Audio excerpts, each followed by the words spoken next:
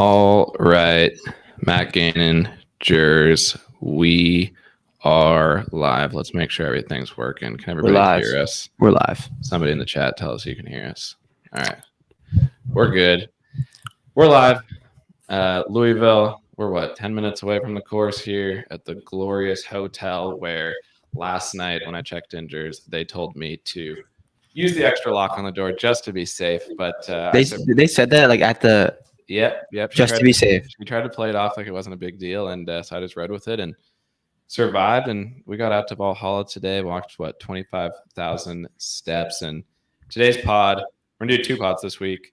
One tonight where we're gonna talk about the course. Mainly, we walked like 25,000 steps, front 9, back 9, front 9, back 9. They're not close to each other at all. No. And then Wednesday, we'll do a deeper dive into players and things like that. So we probably won't have as many like player specific details, but if you've got guys that you want us to check out, tweet at us. And then on Wednesday, we'll just be talking guys that we're thinking about betting, things like that. But Matt, you flew up this morning, got out to the course. Give me high level what you thought of the place, Valhalla. Yeah, we'll surely have takes. Some maybe not as high enthusiasm as you guys want, but yeah, high level thoughts of the course at first.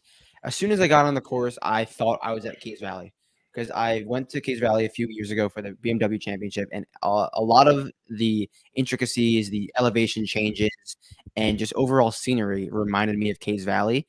For better or for worse, I think that it could really play like that.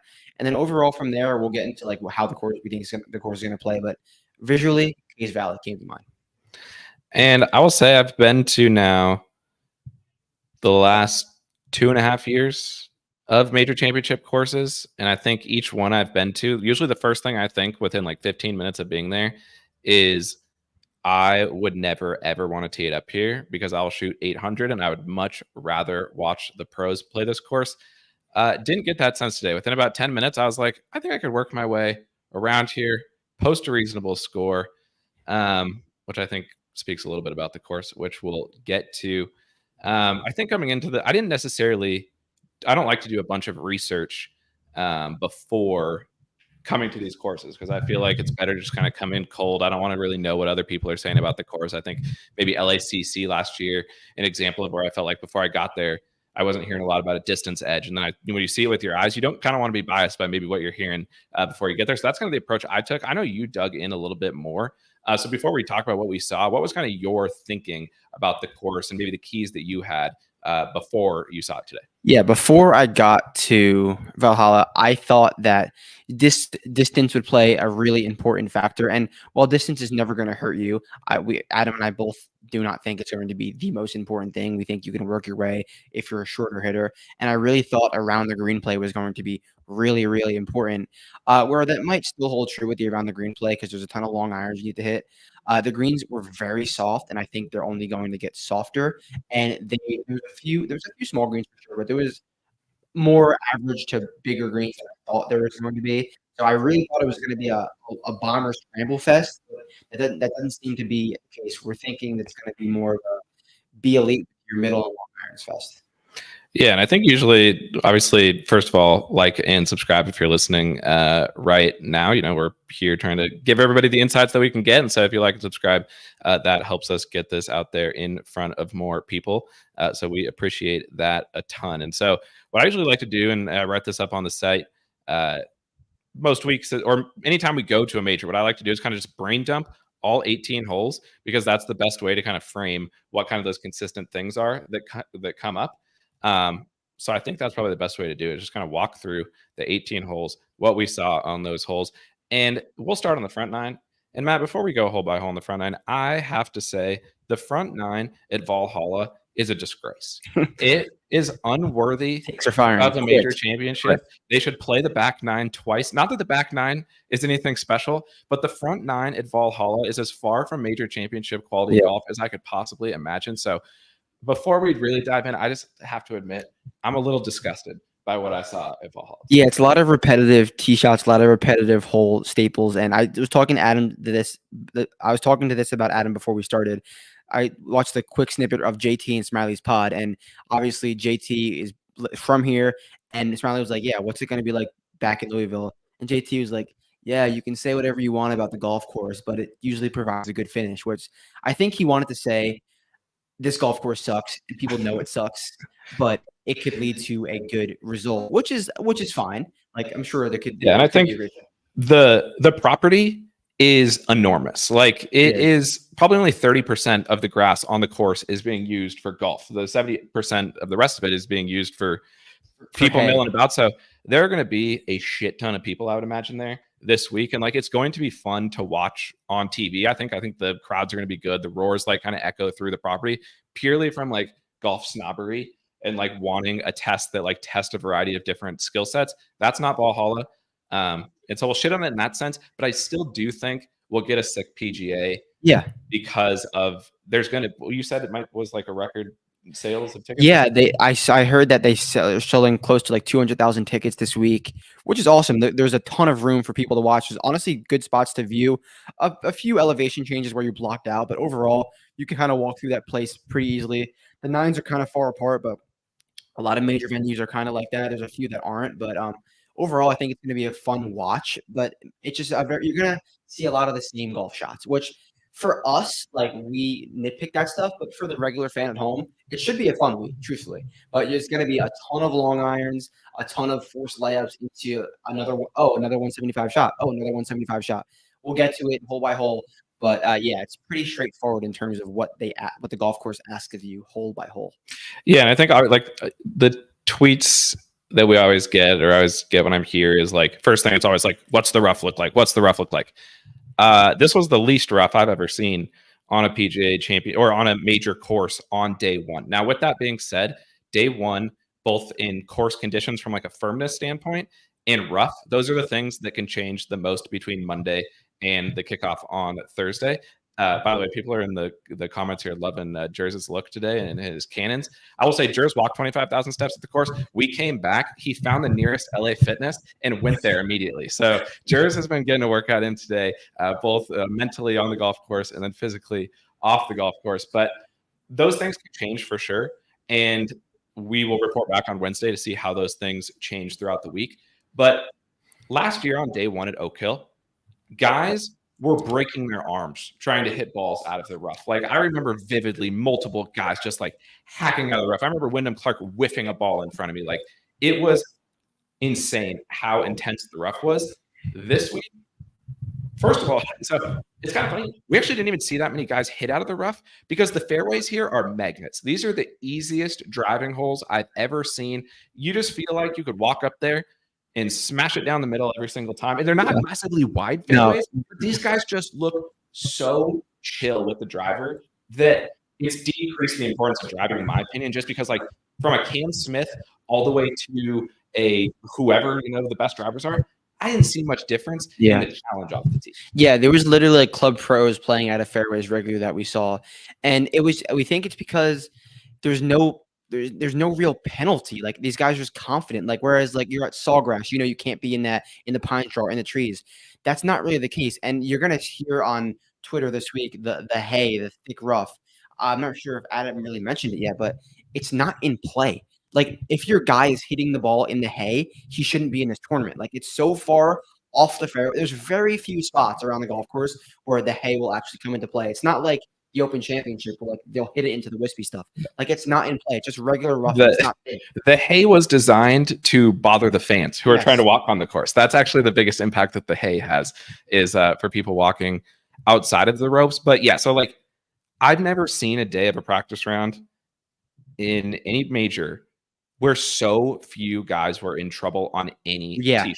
And it's because, to your point, there's no penalties. Like you really can't get in that much trouble. There's a couple holes with have water, but you can't get lost in the trees. So you're just up there and you feel confident. And obviously these guys, when they don't have to have in their head, like can't go here, can't go here, can't go here, they're going to stripe it down the middle more often than not, even the guys who aren't the strongest drivers. So it really leads into more of, in my opinion, maybe not what I expected, a second shot golf course with a ton of emphasis on 175 and beyond, which I guess we'll go into the holes now. And also, before we get into that, we saw so many guys, like Adam said this at LACC, when guys were hitting driver, they were hitting 110% mile an hour swings. There was so many guys hitting easy 75%, 85% swings because there's no, it's not worth the risk. You can hit a full driver and be, okay, you're just 15, 20 yards further in the fairway. Like there's not many bunkers where the big hitters will cover, like maybe a 2 or 3, but being long is not a priority. You can play from anywhere in this fairway, and it's just not worth the risk if you're playing in the rough versus the fairway. So we saw so many guys hitting easy drivers, and Taylor made posted a video of Tiger. He probably didn't see it. He hit a driver on 17. Looked like he swung 65%, but you just don't need to risk it all. Yeah, and I think that's a great point. I think at LACC and courses where distance is the key, it's because distance is taking out a risk that other players can't remove from the equation. Right. That doesn't exist at this course. I can't think of a single hole where not one. Not one. Besides the par fives, maybe if you want to reach in 2, but that's any golf course. The longer hitters will have that advantage. And we're not saying that longer hitters don't have it. If you drive it long and straight on any golf course, you're gonna have an advantage. Right. But to your point, it's a difference between on a lot of holes, it's a difference between hitting it from, let's say you bomb one. So now you have 180 into the green instead of 195 or 200. Yes, that's an advantage over 4 rounds, but you still have to hit a good iron shot. Right. I don't care how well you drive it. And so front 9, again, disgrace. It's not too late if the PGA Championship is listening to just play the back 9. We could take the club pros out, limit the field, and let's play the back 9 twice instead of playing the front 9. But first hole, dogleg left, pretty straightforward hole, no trouble, birdie hole. Yeah. One of the holes where it's not a long iron. I think it's just kind of it's like a 150 to probably 130 shot. Hit the fairway, and then the green is not too crazy. There's a few spots where they could tuck a pin behind a bunker. Today they had it in the front left, which had an entrance to the green, but pretty straightforward hole. I think the first green is actually a good example of how a lot of the greens on the course are. The best defense that they're going to have for the course is tucking the pins in some insane spots. And honestly, there's not even that many insane spots that they can tuck them, but they're going to find a spot or 2 on the greens. And what they're going to try to entice you to do is to take on and bite off more than you can chew. But if you just play it smart, play it safe, there's so many easy bailout spots. Right. There's good spots to leave yourself. We talked about, like, you got to be a little bit smart, just because if you are guns blazing from 200 yards out on half the holes gunning at pins, you're going to get boned. But there's also there shouldn't be many double bogeys. Like, obviously there's a lot of trash players in this field at the bottom. Like, there'll be double bogeys, but I can picture a winner's scorecard where they make 5 birdies and 1 bogey a day, or 4 birdies and no bogeys. But one, I think, is a good example of that, where, like, the green's a little bit tough depending on where they put the pin, but just play smart, play it out into the chipping areas, and you can get up and down. You can't really short side yourself too badly because the greens are so kind of flat. They don't really slope away.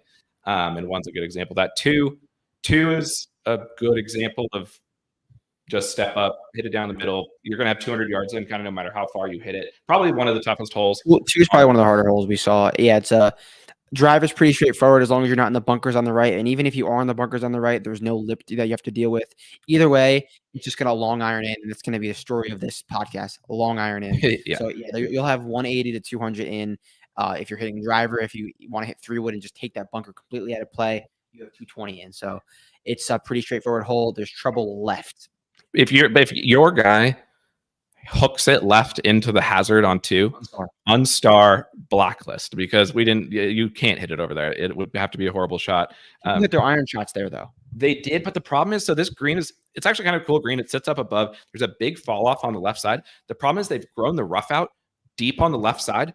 It would be sick if it was shaped, because you could get rejected and fall it down. We saw Cam Smith hook an iron almost into the water. I couldn't quite tell if it went in there, but, like, it's missed opportunity. It's another one of, like, it could be kind of sick, but it's not. And to your point on the fairway bunkers, I can't think of a single fairway bunker where you couldn't get pretty close to the green or onto the green from. They're not hazards. Like, and that adds to the fairways are already kind of wide.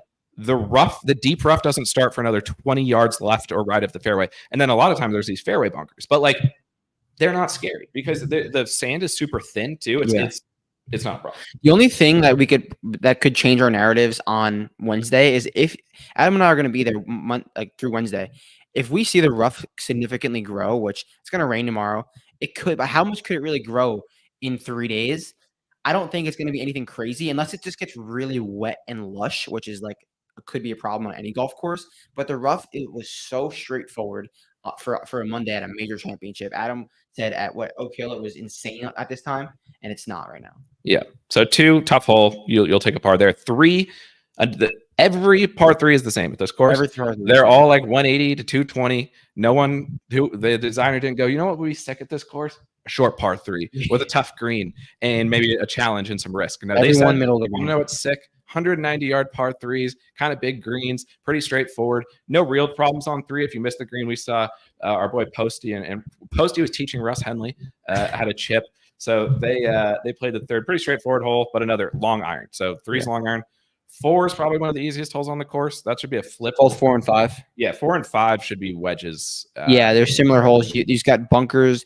You got a bunker to carry on number 4. That's probably like 260, and then from there you have anywhere from 110 to 130 in. Posty and Russ also did lay up short of that bunker, which they had probably around like 165 in, but I don't really see a world that they'd want to lay back unless they thought they'd run through the fairway, because it's just a simple carry if you can carry 260. And 5 was the hole where we thought, oh, this is the hole where there's the distance advantage. This is a hole where the big hitters can take a hazard out of play, because that's how it looks from the tee. However, we then saw Thorbjorn Olesen flare one right and still fly the bunker, and that's when I had some questions. And then that was before you got there. You had the distances on your phone. You realized it's only like 265 to carry the bunker on the right. And then we watched Brooks, DJ, and Gary hit drivers, but they're not swinging 100%. It's 80% swings, and they're easily taking the bunker out of play. But because they're only swinging 80%, they're finding fairways. I luckily had my Arcos out, so I was measuring all the holes, like seeing what you have to carry, what you're gonna have in, and it was crazy repetitive what you had into. It was 13 of 18 greens. I think you had 180 to 210. Yeah, which is, and then the rest of them are wedges, basically. There's kind of just no middle ground between the 190 and above and the like 130, 140 shots. So 4 and 5, those should be birdie holes. We think like you can birdie 1, get a par on 2. You could birdie 3, but you'll take a par there. 4 and 5, you could birdie. Like a guy could get off to a 2 under. Someone will be 3 under through 5. Yeah, and it could be 4 under through 5. Yeah, and then they get to 6, and 6 is a dumb golf hole. Every guy, like, it's a very split dumb fairway that just goes out. Every guy hits it to the exact same spot. They all end up between 190 and 210. The green's kind of tough, and obviously, anytime you're coming in from that distance, you're going to have to hit a good iron shot. And again, that's why I think it lends more towards a second shot golf course. But I watched multiple guys tee off on 6. Everything from Lowry hit one that only flew like 180, but then just ran out the rest of the way because he played a nice little flighted shot. Also, Lowry flushing it. Didn't see him putt, so he always looks good if you don't see him putt. Lowry looked good. But then I saw other guys who just kind of flew it towards the end of the fairway. Like, it's a long par 3. Yeah. So 3 is a long par 3. 2 is a long iron, 6 is a long iron. So you've got multiple long irons within the first. Yeah, 6 is objectively it's just a long par 3. You're laying up with anything from a soft 3-wood to a long iron into a fairway, and then from there you have 200 in. So it's just another long par 3, number 6. Stupid golf hole. You can't take driver and try to hit any further. You'd be in shit. So it's just a long par 3. Another blacklist. If your guy misses the fairway on 6, unstar, remove him from the app. Another hole where the runoff areas to the right, easy bailout. So like even on that hole, if you're not like a great long iron player, I don't think you can get by without being a solid long iron player over the course of the week. But on this hole specifically, just bail out to the right. The scrambling should be easy around this whole place. Like there's no shaved areas, and it's a lot flatter than you would think. Like it always looks flatter on TV, but this week is going to look so flat on TV around the green. So like usually when you're there in person, you can appreciate the slopes and stuff, but there was some elevation change, but there wasn't too much like drastic slopes around the green that can make chipping tough. Like you said, Pat Cantlay was getting up and down short-sided like it was his job. Yeah, I feel like one of the cool things to watch usually first few days of a practice round is guys trying to like test how they could get up and down to a short-sided pin. The ball was just one hop check, no matter where you're coming from. So 7 is a good example of this because we saw something on 7 that I think speaks volumes about the course in the setup. Oh, yeah. So 7 is a split fairway. 7's a cool hole. It's a sick hole. It's kind of hard to see exactly what's going on because there's really no point of walking all the way back to the tee to see it. But it's split fairway. If you go to the left fairway, you cut off a little bit of distance, but then your approach to the green is clear over the hazard. And if you were to come up short, you'd have to drop back where you hit. Yeah. Not that you couldn't just nuke one long over the back of the green from like 230. If you go the right side, it's kind of a curved like Bay Hill. Yeah. Kind of Just not as much, not as drastic as Bay Hill number 6 or 5, Yeah. whatever. It kind of curves to the left. But so we watched Ryan Fox, our guy. He was hacking it around on the hole. Yeah, he didn't look great. He gets into the right. There was a rare spot of deep rough right by the cart path. It was the spot where you should, like, if you see your guy there, like, how do they end up there? He's near the cart path, probably 30 yards right of the green, trying to get up and down for par. And you can, so we watch him. He's just fucking around. Like the rope is still almost in his way, so he's just going for fun. He hits it. We both within milliseconds turn and go in the water. The ball didn't come close to going in the water. It landed 5 yards from the water and rolled a foot. Yeah, so the green doesn't want you to go in the water. It slopes up by the edge. So to explain it a little better, like Ryan Fox was hitting. That was a bad explanation. He was hitting like a 30-yard pitch shot in thick rough on a downslope, and he came out hot, and this flag was tucked near the water. Think of Bay Hill number 6 if the flag's all the way on the left and there's water behind the flag, and he hits it. There's a slope behind the water. Like you can't stop a ball from thick rough. But this green was so soft, and the slope helped him out. It just stopped. Like we were like shocked. And as soon as we saw that, we were like, "This golf course is so stupid. Like you should not be able to stop a ball from where he was hitting it from." And it just pays dividends to, I think, of what we're saying of these greens being so soft, and it's going to be really come down to great long iron play. Yeah, because 7's a perfect example. Like I will say, the par 5, 7's an example of it. Par 5s are the best holes. The par 5s are the best holes because they're not easy birdies. Like. And they're going to play to the ball striker's advantage. Like if you hit one down the middle and you've got 230 in and you can hit a nice long iron or wood into the green, you're going to give yourself a great birdie chance, especially if you leave it on the right spot right of the green. It's going to be an easy up and down. But they're not par 5s where the bombers automatically make birdies. Yeah, you got to play out of the right spots. So the par 5s are by far maybe like the hardest / best holes that actually ask you real questions, different to whatever your other hole asks you. So that's number 7. Number 8, we'll go through this one quick. Guess, long par 3, 180 to 200, depending on where they have the tee box. Straightforward green. That's it. Nothing more to put in. No, and it's another example of like, there's going to be one pin on the front left there that will be tough, and you can either choose to go after it, which I would not do. I'd just play it long back into the middle of the green. But just because it's 190, like we saw guys stuffing it all day. It was just, there's no challenge on that par 3. Yeah, and like it's really weird because this golf course is unique in such an odd way. Like it's unique in such a bland way. I've never seen such a high concentration of long irons so consistently. Usually you see cookie cutter, rinse and repeat, like Wedge Fest CPC courses, but this is like rinse and repeat, long iron to like what are soft greens right now. Truthfully unique. So we'll see how it pays out. But what is that, number 8? Yeah, and we were talking all day. Those charts that they show of like the approach distances. I'll be very surprised if it's not one of those that's heavily tilted towards the 175 and above, like when it comes out after the tournament. And I was actually looking today. That's not uncommon of PGA championships over the most recent years. I don't think this course will play as difficult as recent PGA championships. I think we're ballpark. Again, this can always change because it depends on the course conditions. I think we're ballparking 13, 14 under par, winning score. Maybe somebody can get, if somebody's white hot with their long irons, they can take it deep. But basically Eric Van Moyen. Yeah, EVR, every single lineup, ESL, first round leader, all the ways you can get Van Royen on the card. Then number 9, another example, not that tough of a drive. Every guy's going to have about 170 to 210 in, depending on where you want to put it. There's bunkers on both sides of the fairway. Again, not very intimidating. And then there's certain pin positions on this 9th green that are funnel pins. Yeah, it like from the tee box, it looks like kind of a hard hole because it's a dogleg right, super uphill. And we looked at the adjusted numbers. You're coming in from about 175, but it's so uphill. We adjusted it to like around 200. If you want to go a little further, you want to carry something, maybe you can have a little less, adjusted to like 180. But either way, the back left of the green is an absolute funnel pin. Like if you hit that green in regulation, you have a birdie putt no further than 20 feet if it's in the back left.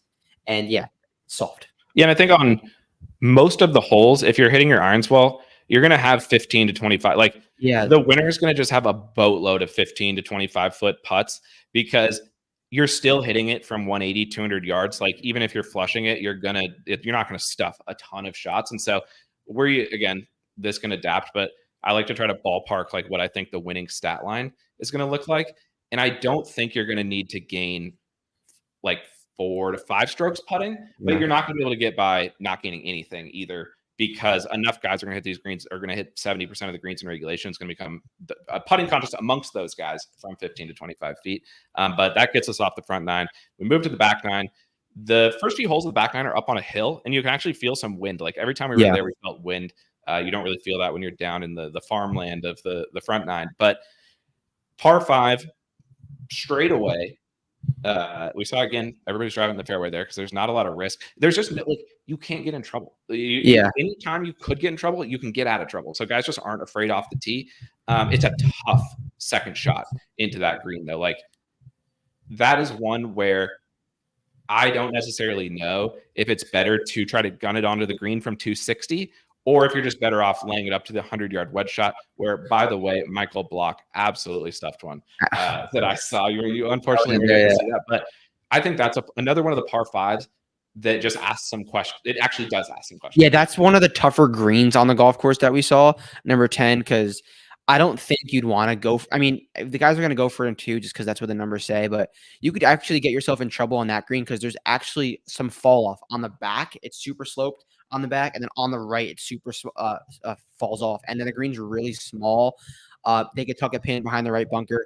I think, but if you lay up to 100, you can't have more than 15 feet for birdie. Right. I would say that, like, depending on the pin, 100 yards from the fairway might be an easier shot than greenside in the bunker, depending on where it is. Like we saw Nakajima in the greenside bunker, and I don't know who he was playing with, who was 100 yards out, and I almost would have taken the wedge shot 100%, because it's up on this hill. It's a pretty straightforward shot. So, but again, the par 5s are nice. 10, both 7 and 10.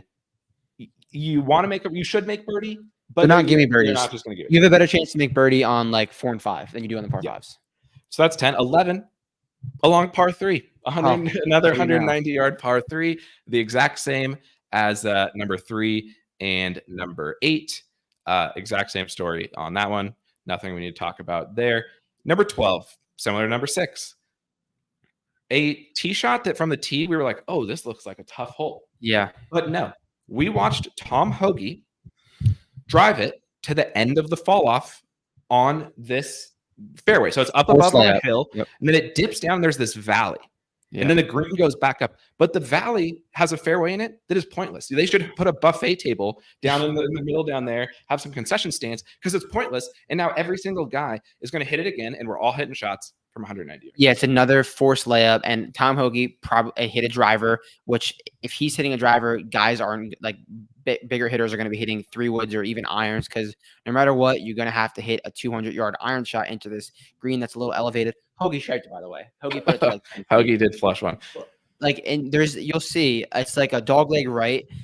There's a fairway like down in this valley that you have to. It's probably like 360 to get to, but it's worth 0 risk, because if you just miss, it's like a square fairway. It's like very weird. It's like a piece of sod that's just sitting there. It makes no sense. We were trying to think of guys who might just absolutely YOLO it, and no one is going to try that shot, I don't think, unless they're like 10 shots. Because even if you hit it there, then you just have a 150-yard shot super elevated that probably plays closer to like 170. Yeah. And that green's tough. That green is very, very small. But it's another one of those greens where, like, if you miss the green, you can't miss the green by very much. You'll just be a little bit off to the side. So of that's another hole within these first 12 holes. It's effectively a long par 3. So 6 and 12 are par 4s, but just think about them as long par 3s, because that's what they are. And the drives on both of them, you should be in the fairway. On both of those. So, and that leads us. Worst hole in the course?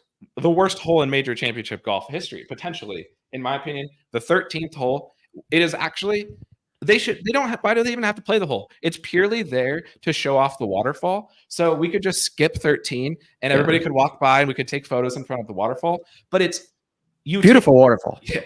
Aesthetically pleasing. But you hit like a 7-iron off the tee, and then you hit from 130 in. Yeah. To a green that's this big circle green with water on every side. And I guess they could put the pin close to the water, and you maybe like, but if you don't give yourself a 10 to 15 foot birdie putt on that hole all 4 days, go home. It's legit. Think of 17 at Sawgrass. It's literally that hole. And it's not like you have to, the tee shot is hard. You're laying up to like you're laying up to where you'd be teeing off at 17 at Sawgrass with an 8 or 7 iron. You can hit a hybrid if you wanted to stretch it out to 20 yards further and hit like a 60-degree wedge into the green if you wanted to, but it's just a stupid golf hole because everyone's going to be hitting an iron off the tee. Everyone's going to be hitting a short wedge into it's like 17 at Sawgrass. Cool hole though, looks cool. Yeah, visually appealing, senseless. Yeah, there could. I mean, if they wanted to move the tee box up all the way, you can.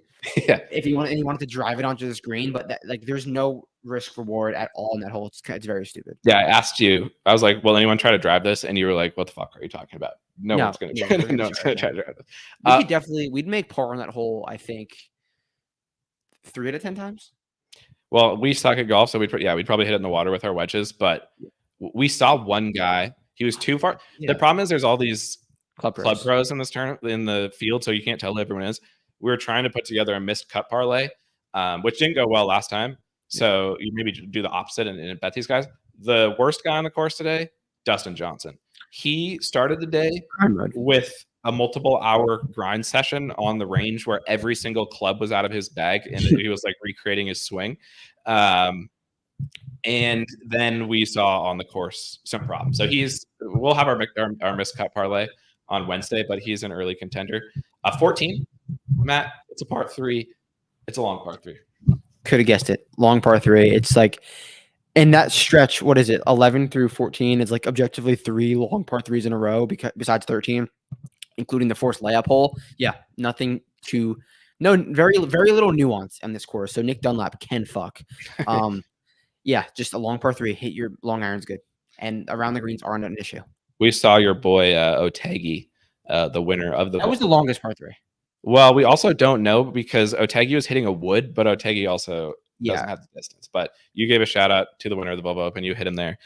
Showed him my ticket. Also completely iced like a 6-year-old girl for an autograph, but he did acknowledge your Volvo championship. I mean, Otegi cares about. He's there to win. He's there to win. He's not there to sign autographs. Everyone knows that. Shout out Tags. And then we get to 15, 16, 17, which is the best stretch, in my opinion. Yeah. On the course by an extended margin. 15. Hardest drive. The first hard drive started in 15. Yeah. 15, 16, 17 look like when you go to other major courses, and every hole looks like this. This is what 15, 16, 17 look like. 15, there's a creek running down the right. There's a bunker, but it's only like 440. And so even though it looks like the first visually challenging drive, it's still going to be, yet again, a long iron, this time off of the tee to set you up with about 130 yard, 130 to 150, depending on where you put it. But really a birdie hole, I would say. Yeah. Obviously, 13 is a birdie hole. 15 is a birdie hole. You want pars on 14, 12, and 11. Sorry, I meant the hardest hole in the course starts on 16. Yeah. Sorry. Yeah. So 15, another pretty straightforward hole, just because it reminds me a little bit of 16 at Oak Hill, but shorter, and you don't need to hit driver, but just kind of the way it shapes it is similar. But that should be a birdie opportunity. And then the course starts on 16. Yeah. We'll also say on 15, we walk to the green, we see Hideki, and I turn to Matt and I say, Matt, Hideki is going to be winning this golf tournament, because up until that point, it seemed like Hideki. Just strike your irons. He's putting. He's looking not great on the greens. We get to 16T.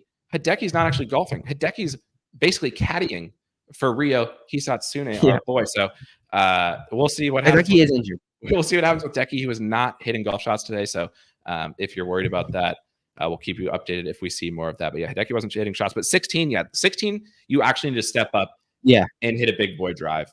Probably one of the first times and only times on the course where like you have to, because you got trouble left, you've got trouble right. That's a whole narrow fairway. Down the stretch, you're going to need to both 16 and 17. You need to step up and hit good drives. Down the stretch. I mean 18 too. Like, the final 3 holes are legitimately good, but everything else is like kind of what we've been saying, just like rinse and repeat. At the end of the day, though, 16, the drive is really emphasized more than any other hole. But still, you got another long iron into the green, and then if you miss it, you got not plenty of room. You got some room right to bail out. Left, you can get up and down too. It's more about the drive, I think, on that hole, but it just sets you up with another long iron. Yeah, it's a good example of a good driver will get it down to 180, 170, and we saw Rio from probably 230. So like that's a hole where you'll see guys going full bore at the driver, and then 17 looks serious Yeah. from the tee. Uphill drive, bunkers both left and right.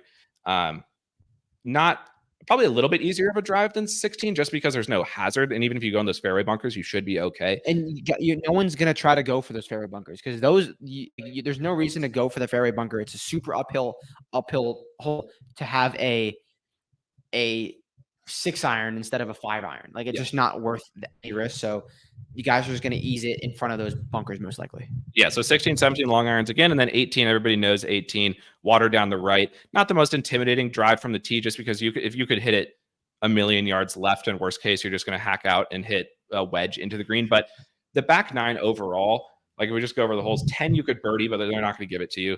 11, you want to make par. 12, you want to make par. 13, you're going to give yourself a birdie look. 14, tough. 15, yeah, probably birdie. 16, tough. 17, tough. 18, you should make birdie. But overall, the back 9, a much sturdier test. I think first round lead 6 under. What's your thoughts? I think we kind of walked through trying to imagine the best round somebody could shoot. I think you could fire 8 under if you were cooked, like you were absolutely cooking. But yeah, for first round lead. Yeah, you definitely can shoot 8 under. I'll go with 6 on this because it's a ton of long irons. Like you're going to miss greens and just like not get every one of those up and down. So I think 6 under will lead. There's a ton of birdie chances on the first 4 holes. Yeah, and we'll see how the rain. I mean, obviously, like we said, it's Monday. If anything's going to change, it's going to be the course firmness and the rough, and obviously those things will have impact. And it'll be interesting to see, to your point, if the rough gets more challenging, does that put more stress on the drives? We just saw no stress on the drives today, and so we'll see how that changes as the week goes on. But as we said, our main goal today was kind of walk all 18 holes and take away the keys. And I think the keys we took away are, you're obviously going to have to gain off of the tee. You're not going to need to gain, I think, infinity strokes off the tee. But I think, a half stroke to a stroke, let's say a half stroke per round off the tee. But I would be surprised if you don't need a significant approach number. Someone said, sounds like Torrey Pines, Kentucky. And that's exactly, you said guys who play well at Torrey should play well here. Yeah, I agree with that. And that's when we shouted out Stevie X. We haven't got eyes on Stevie X. The other thing was, and this is probably not true, but I'm going to give the take anyway. I've never seen fewer guys playing the course on the Monday of a major.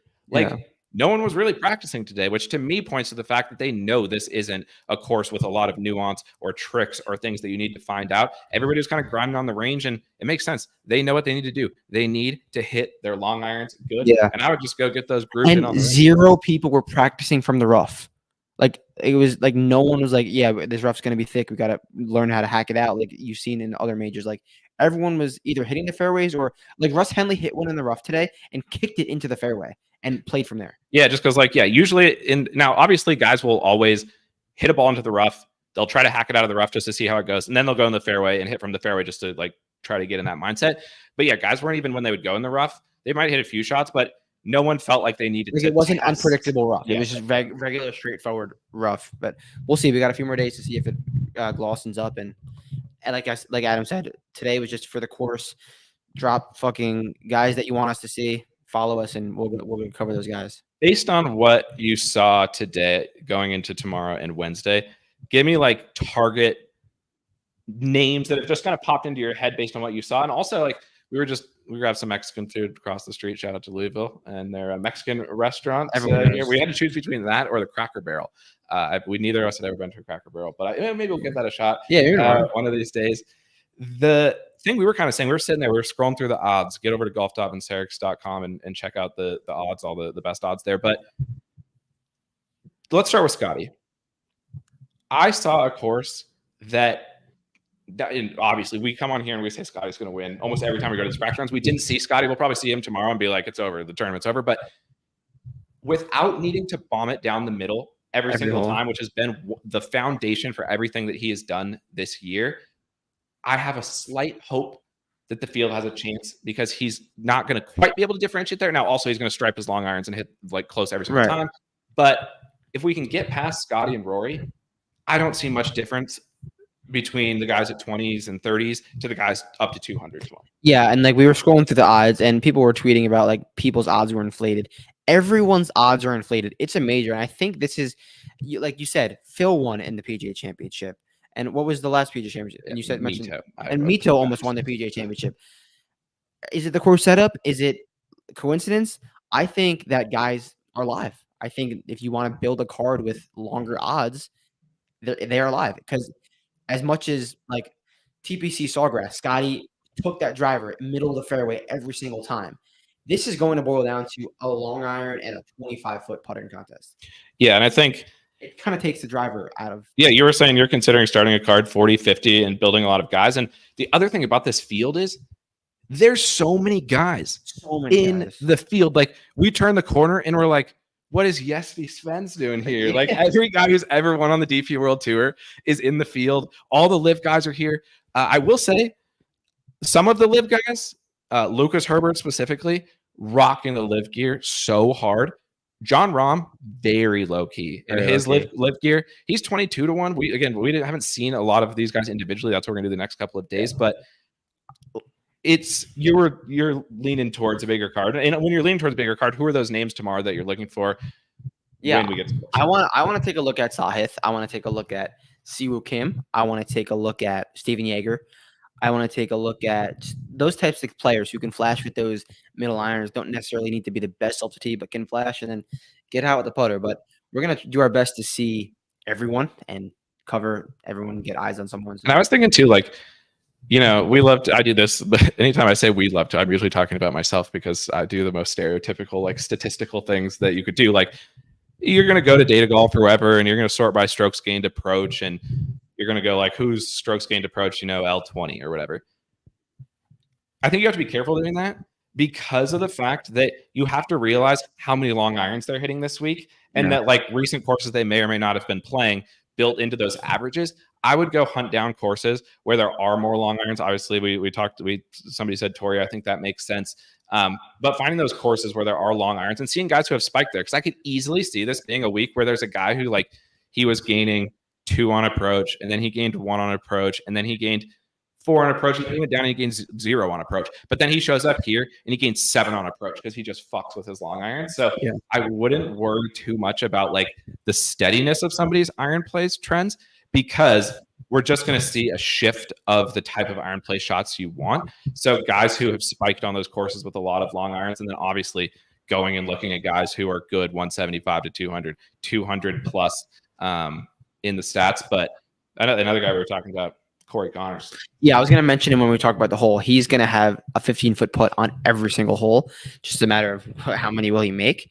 But yeah, this is definitely a week to like we're kind of shitting on the golf course, but I really do think it's going to be a fun week. Yeah, and that's why I think it's a hard week to handicap. Honestly, like I think I've been at majors before and gone like I get the group of players who have got a chance here. Right. Obviously, we're biasing towards iron play and long iron play, but somebody like you could just get hot and have a week. Like it just feels like one of those weeks where there's going to be some guys that you didn't expect because is it great if you've got some distance so you're hitting from 180 instead of 200? Definitely. But a guy striping from 200 can match a guy who's hitting from 175 for sure if they're hot. We'll talk again, guys, but Aaron Rye was a guy who popped into my head as a guy who he also plays good at Torrey. Watch out for Aaron Rye. Have not seen him, have not gotten eyes. I reserve the right to remove any guy from my list once I look at them and they suck. But yeah, so that's Valhalla. For vibes, so that's all everything about the course that we're going to get to today. Like I said, send in guys, and we'll obviously, I'm sure some things will change. There's never been there's never been a practice round boots that I've been to where things didn't change a little bit throughout the week, and I didn't look back on something that I said on Monday and said it's different by Wednesday. So I don't think a lot of things are going to change, but some will, and we need to keep track of the weather. It looked like it was going to rain earlier. It's not. We're hoping it doesn't rain tomorrow so that we can get boots. We're going to be there 7:30 sharp when the doors open. The best thing about the PGA Championship is that wristband that Matt is wearing. Unlimited food and non-alcoholic beverage at the PGA Championship. I saw it last year at Oak Hill.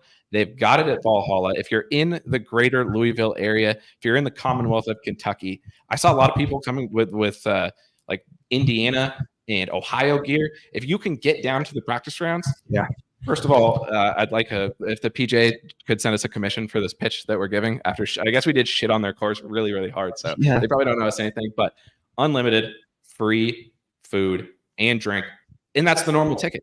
Everybody gets it. You just walk in and you grab whatever you want. You can easily out eat and drink your ticket price in two trips. They have these little markets all around the course. You just walk in, show your wristband, and grab whatever you want. Burgers, hot dogs, chicken. They had like bratwurst. I had a breakfast sandwich this morning. Breakfast sandwiches. Not the best breakfast sandwich I've ever had, but it was pretty good. It was the best in the world, but it's freaking free. Who did I tell you that was the name that I heard, the player's name most commonly spoken among the crowd today? Do you remember who I told you? No, I don't. John Daly. I heard the name John Daly more today than I heard any current golfer. I mean, good. Like I would, if I was a regular person, I would also ask about John Daly. I'd want to see him. Is he like? It's a shame. He used up the rest of his exemptions. I don't think he's in the field this week, but it would be sick if he was. Okay. So yeah, that's Valhalla. That's day one. Boots on the ground. PGA Championship. I think we covered a lot. Hit your long irons good. Please stripe your long irons. If you're flushing long irons, you're going to mix. I don't care who you are. I don't care necessarily. I don't think back to the distance thing, because every major, it's about the distance. Can you be below average tour distance? Probably not. I wouldn't want to be that guy. You could, but you need to just be absolutely guns blazing.